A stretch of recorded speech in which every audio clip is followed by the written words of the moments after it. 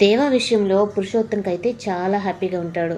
దేవా భానుని చేసుకుంటే, భాను కూడా బస్తీ పిల్లే కాబట్టి, అందులో తనకి కొంచెం సర్కిల్ అనేది ఉంది కదా! నేను గెలవడానికి తను కూడా ఉపయోగపడుతుంది.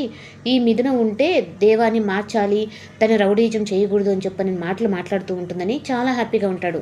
ఈ లోపలైతే నాకసలేం అర్థం కావట్లేదు. మీరు ఆ దేవా ఉంటేనే గెలుస్తారు ఏంటి? అలా లేదంటే ఓడిపోతారనేది అర్థం కాలేదంటే, దేవా వెనక 5 బస్తీలు తన ఆధీనంలో ఉన్నాయి అని చెప్పననంగానే, అయితే 5 బస్తీల్ని మనం డబ్బుతో కొనేస్తాం కదా నాన్న అంటే, వాడు ఆల్రెడీ డబ్బు కాకుండా ప్రేమ, అభిమానంతో వాటన్నిటిని గెలుచుకొనున్నాడు. ఇప్పుడు నువ్వు డబ్బులిచ్చినా వాడు చెప్పిన మాటే వాళ్ళు ఇంటారు.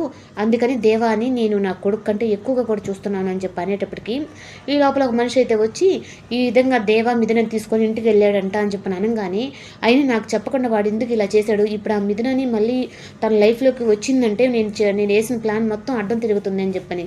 ఈ లోపల ఇంక పురుషోత్తం భార్య అయితే, మీరు తన్ని మీరు కన్న కొడుకులాగా అనుకున్నారు. కానీ మిమ్మల్ని ఏందంటే ఒక ఓనర్ లాగానే చూసాడు. ఇప్పుడు తన భార్యని తీసుకొని ఇంటికి పోయాడు. తన భార్య ఏమో తనని మంచివాడిగా మారుస్తాను అని మాట్లాడుతూ ఉంటుంది. ఇప్పుడేం చేస్తారు అని చెప్పనంటే, నేను వెంటనే మీరందరూ మాట్లాడడం కాదు. నేనే దేవాగర్‌తో డైరెక్ట్‌గా మాట్లాడతానని చెప్పనని ఇంక పురుషోత్తం అయితే నిర్ణయం తీసుకుంటాడు.